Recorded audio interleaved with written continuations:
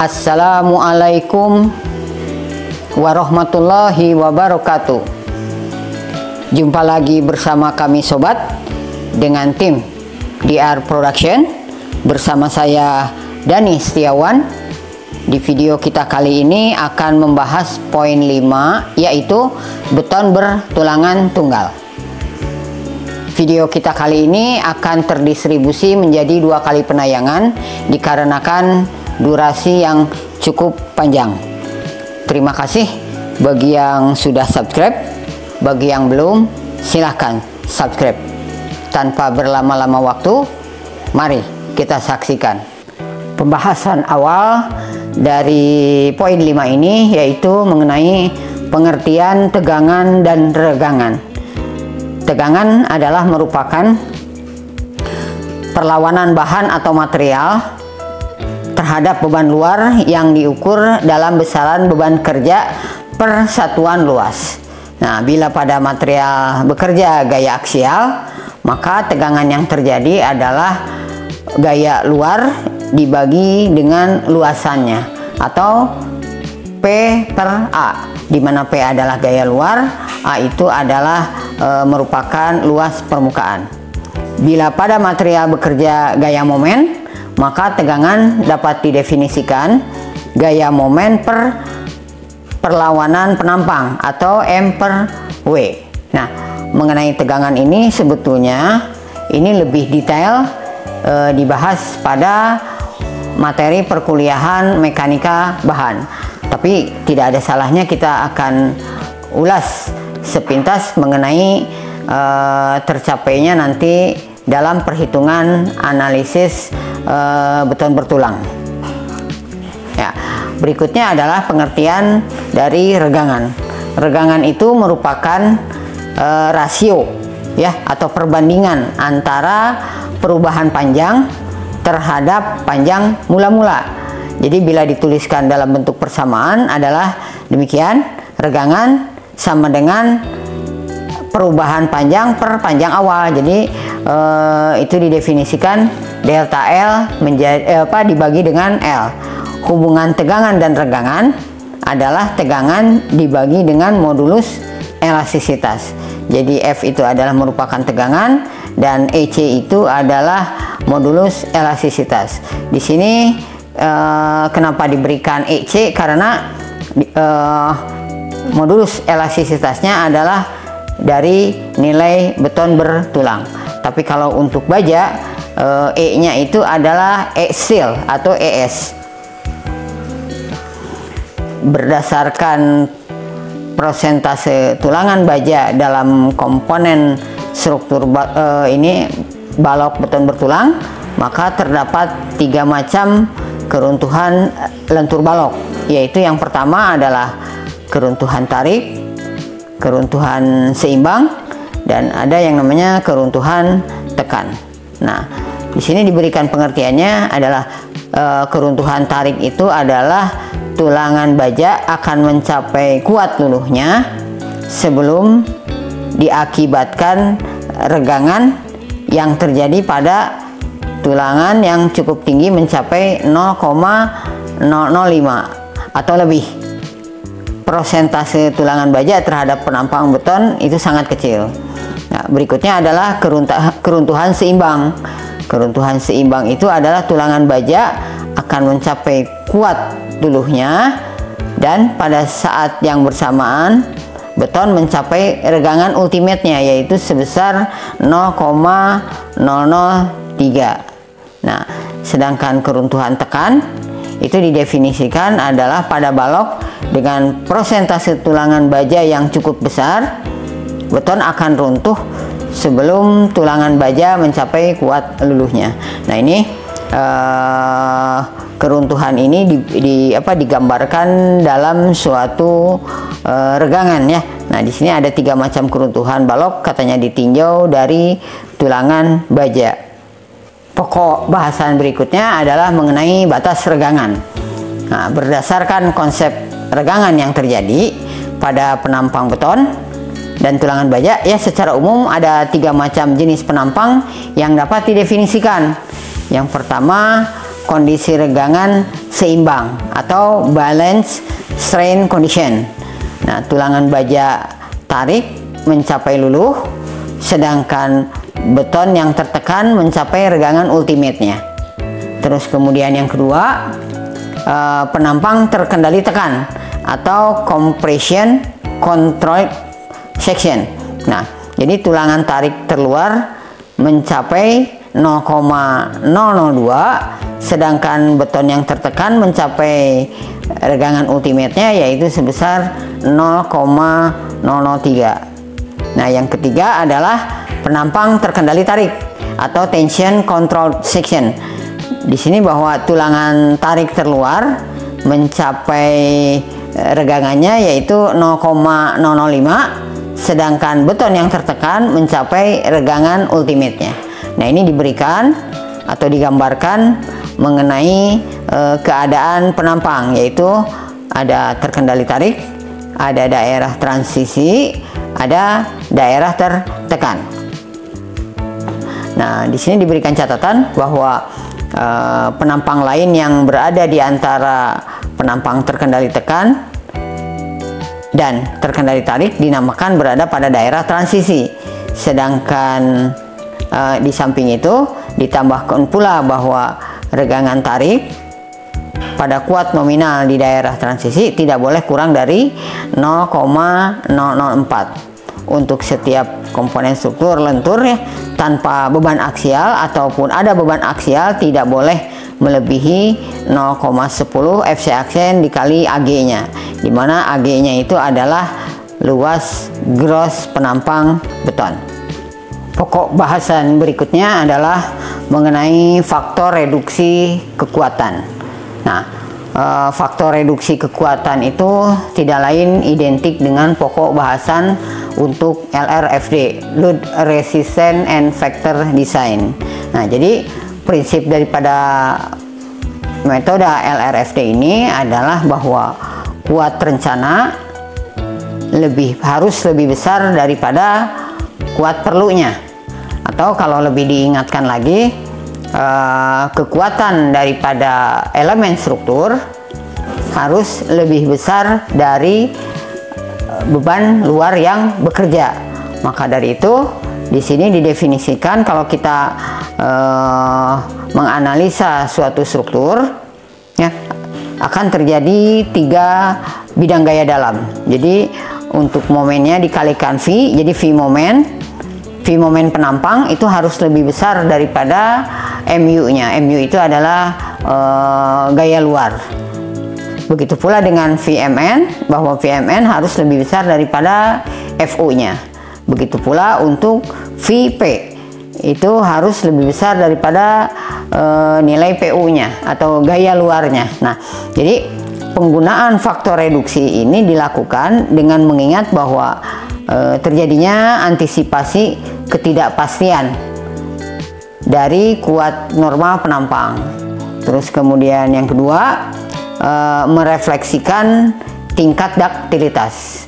Duktilitas itu apa? Pada pembahasan sebelumnya ini sudah kami bahas.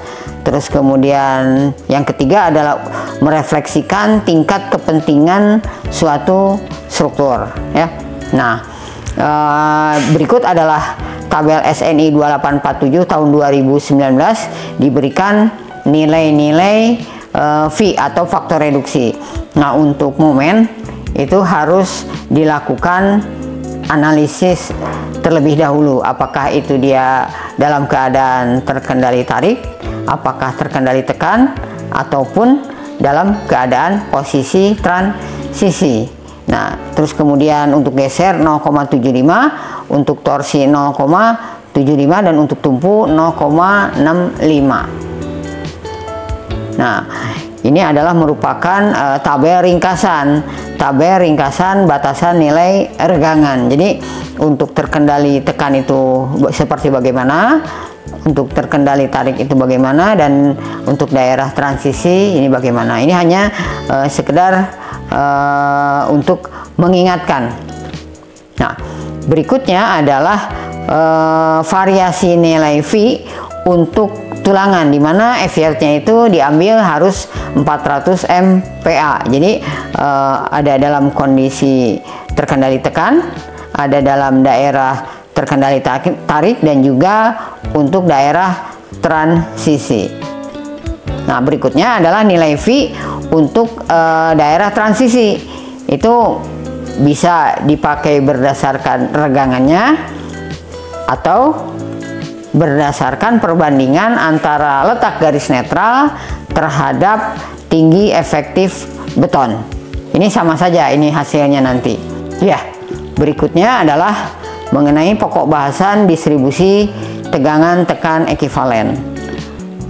SNI 2847 tahun 2019 mengizinkan untuk menggunakan distribusi blok tegangan ekivalen berbentuk 4 persegi panjang atau biasa disebut blok tegangan Whitney untuk perhitungan kuat lentur nominal penampang. Nah, blok tegangan tersebut didefinisikan sebagai berikut.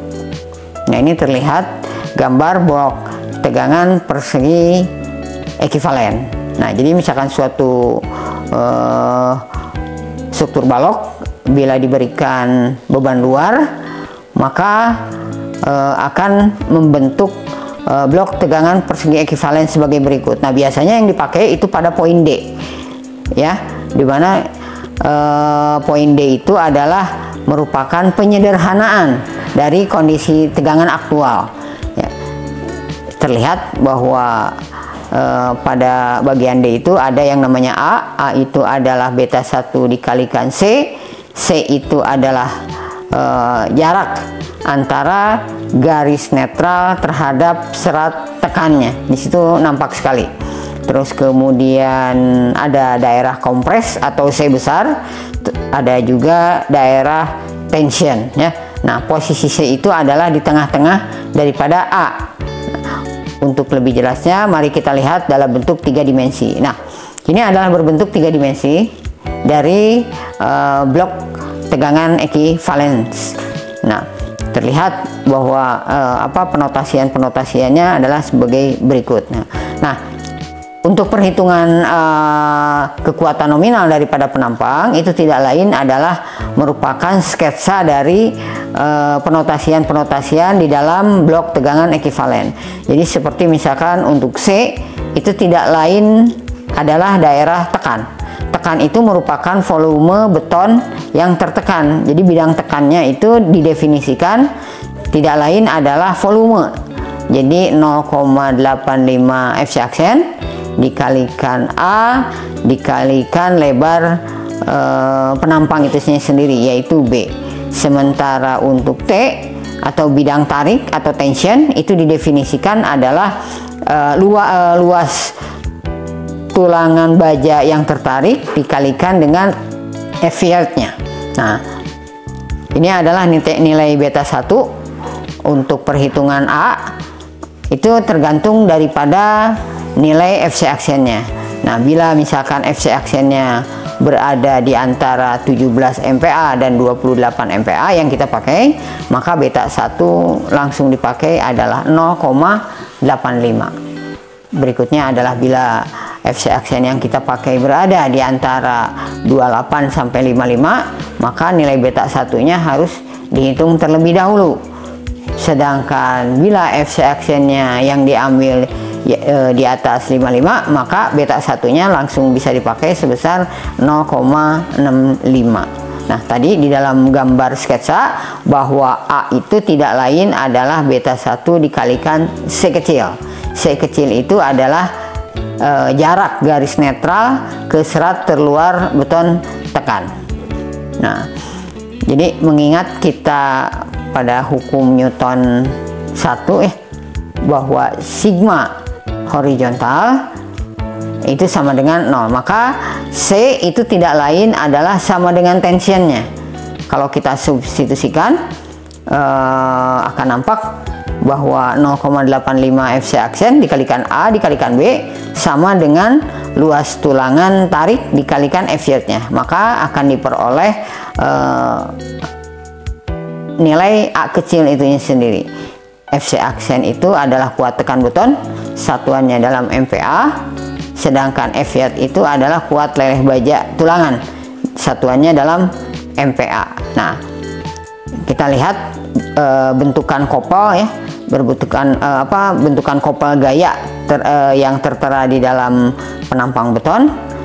Itu dia antara C dan T itu dia memiliki jarak, yaitu sebesar D-A/2. D-A/2 Anda bisa lihat kembali pada sketsa diagram ekuivalen di atas ya, bahwa Mn itu tidak lain adalah C besar dikalikan dengan Z, atau sama dengan juga tension dikalikan dengan Z. Kalau kita substitusikan C dikalikan jadi bahwa momen nominal penampang itu tidak lain adalah C dikalikan D-A/2 atau T dikalikan dA/2. Nah, ini nilainya pasti sama. Yang mana saja Anda akan menghitung ya. Bisa menggunakan dengan C, bisa juga menggunakan T.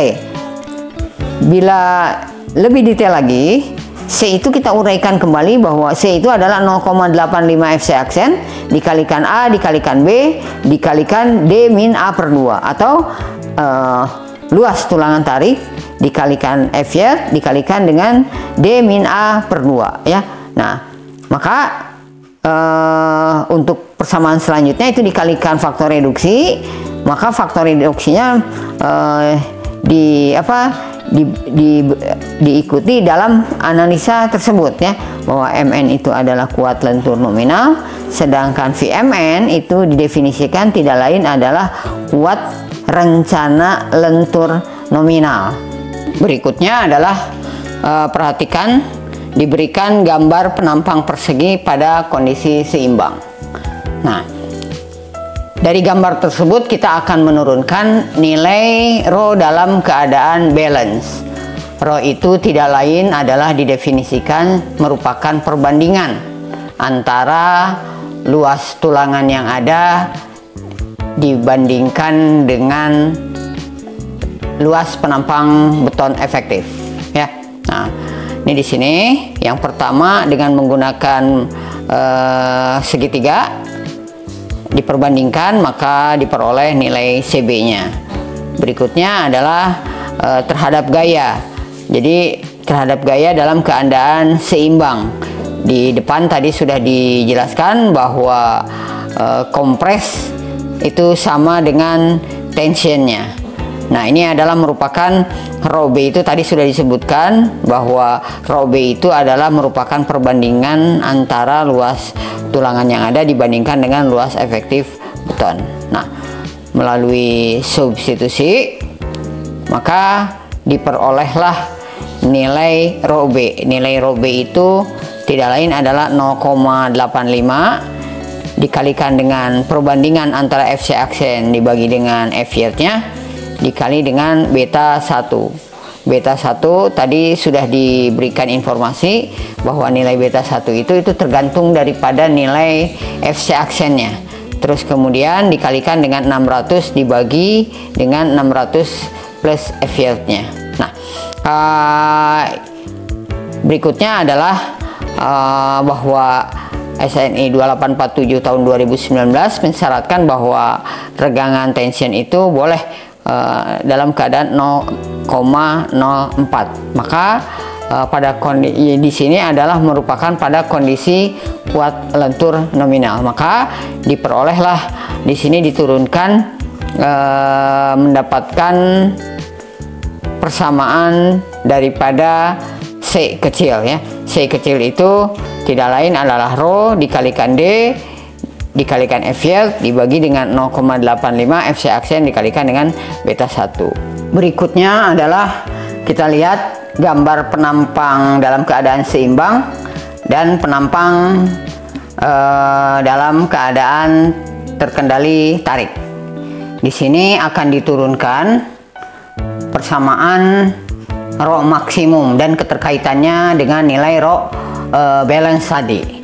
Nah, di sini dari dua keadaan diturunkan persamaan-persamaan. Nah, seperti biasa kita ambil salah satu segitiga, yaitu perbandingan segitiga yang akan menentukan nilai rho maksimumnya. Nah, ini dari tadi persamaan 319 ya, disubstitusikan pada persamaan 320 dan 322, maka akan dihasilkan persamaan nilai rho ya. Nah, nilai rho ini adalah sesuatu dikalikan dengan rho balance-nya. Rho balance-nya tadi sudah diturunkan. Nah, ini adalah contoh-contoh ketika nilai-nilai regangannya, terus kemudian F-nya seandainya kita memakai 400 dan modulus elastisitasnya 200.000, maka rho maksimum itu tidak lain adalah 0,625 rho B ya. Dan ini dikatakan kategori penampang terkendali tarik kalau dicari nilai V-nya. Nah, begitu pula untuk nilai-nilai yang lain sama. Nah, jadi di dalam analisis beton bertulangan tunggal ini, jadi ada beberapa hal yang harus diingat. Yang pertama adalah nilai rho minimum. Jadi rho minimum ini ada dua ketika kita menggunakan FC aksennya lebih kecil daripada 30 MPa, serta ada yang kita menggunakan nilai FC aksennya adalah lebih dari 30 MPa. Nah, ini satu, jadi batasan rho minimumnya ya, rho minim. Terus kemudian bahwa suatu tulangan yang akan kita pasang di dalam suatu beton bertulang itu batasannya harus berada di antara rho minimum dan rho maksimum. Jadi kalau misalkan rho yang kita dapat adalah kurang daripada rho minimum, maka rho minimum lah yang akan dipakai dalam perhitungan tulangan. Tapi misalkan jika rho yang kita peroleh melebihi daripada rho maksimum, maka penampang harus diperbesar. Nah, ini berikutnya selain daripada batas rho maksimum batasan rho minimum dan rho maksimum, juga di sini diberikan kembali nilai rho B-nya. Nah, untuk desain balok dan struktur lentur lainnya, batas tulangan dapat diambil regangan tariknya yaitu sebesar 0,005 di sini ya. Nah, berikut adalah pemeriksaan kecukupan penampang dapat dilakukan dengan urutan sebagai berikut. Jadi yang pertama, hitung dulu nilai MU-nya ya. Dihitung dulu MU-nya. MU itu adalah merupakan momen luar yang terjadi. Terus kemudian hitung kapasitas penampang. Nah, hitung kapasitas penampang ini ada beberapa tahapan. Yang pertama adalah nilai rho-nya itu harus berada di antara rho minimum dan rho maksimum. Terus kemudian A kecil ya.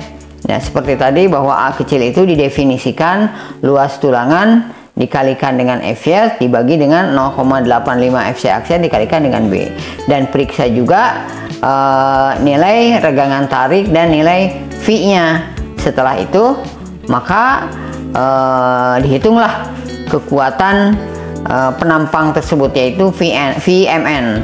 Nah, VMN bisa dihitung melalui C dikalikan D min A per 2 atau T dikalikan D min A per 2. Nah, ini di sini menggunakan T ini. Jadi kenapa menggunakan T? Jadi di sininya dikeluarkannya AS dikalikan FY. Nah, jika VMN lebih besar daripada MU, maka penampang mencukupi. Demikian penayangan video part A kali ini. Semoga bermanfaat. Sampai jumpa lagi pada penayangan video pada part B berikutnya. Wassalam.